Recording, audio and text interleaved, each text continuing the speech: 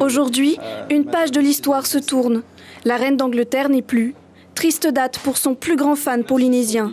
Il a eu la chance de correspondre avec elle. C'est une grande dame, c'est une grande perte pour l'humanité, pour les Anglais en premier. Je ne suis pas un sujet de la reine, mais je le suis dans le cœur. Il y a une grande tristesse qui s'est créée autour du palais de Buckingham, où les sujets sont allés rendre un hommage, poser donc des fleurs également.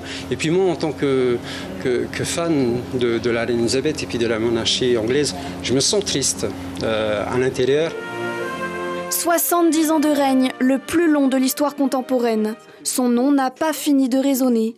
Peu sont ceux qui ont connu le monde sans Elisabeth II. Mais je trouve qu'elle n'a pas changé, même en étant vieille, elle a toujours de ses dernières images. Depuis qu'on est jeune ou même depuis qu'on est né, on a entendu parler de cette reine.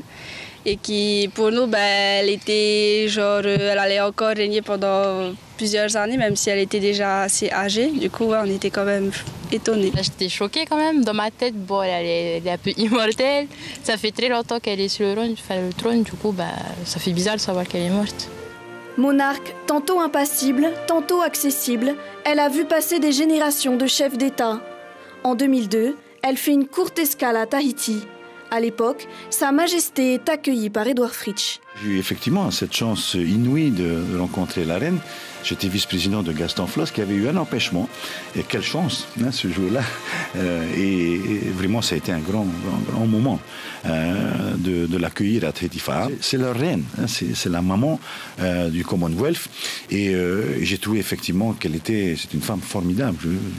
Je sais que je suis privilégié d'avoir passé autant de temps avec elle. Elisabeth II, ce sont aussi des tenues dont elle seule avait le secret. Les Britanniques perdent une figure planétaire. Un deuil national de 10 jours est décrété en Grande-Bretagne. Son fils Charles III est proclamé roi d'Angleterre.